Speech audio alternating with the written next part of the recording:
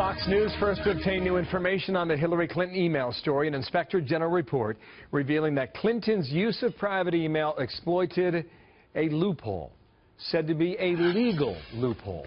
Chief Intelligence Correspondent Catherine Herridge has that story now out of Washington. What are we learning about this now, Catherine? Well, Fox News was first to obtain and review this 25-page report that shows Mrs. Clinton's use of a personal email account and server exploited this loophole that hid her private communications from the State Department, as well as requests for records under the Freedom of Information Act, known as FOIA.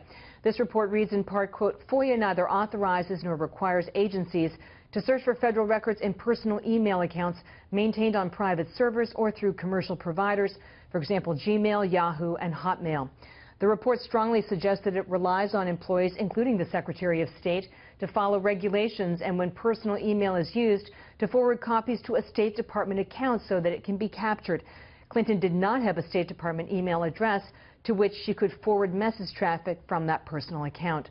This morning at a Washington, D.C. think tank, the chairman of the House Oversight Committee weighed in. The State Department, my view, is probably the worst at it. And we've got to figure out a way to actually make this thing work. Some agencies, pretty good, but most of them are really, really bad. 40% of the requests are at Homeland Security, and their backlog is just, I mean, it's just unbelievable how big the backlog is.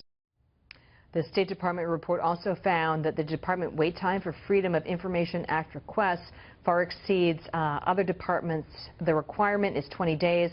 But at the State Department, requests for the Secretary of State's communications typically exceeded 500 days, Bill. Well, what about the allegation the State Department misled the court about Clinton's emails?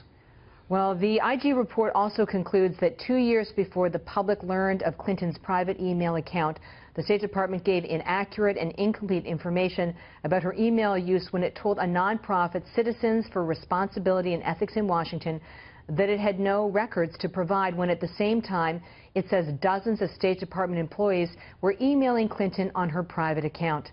Now we know that more than 1,200 classified emails have been identified in that email traffic, including 2 that are top secret, and that designation is now considered a settled matter by the intelligence community.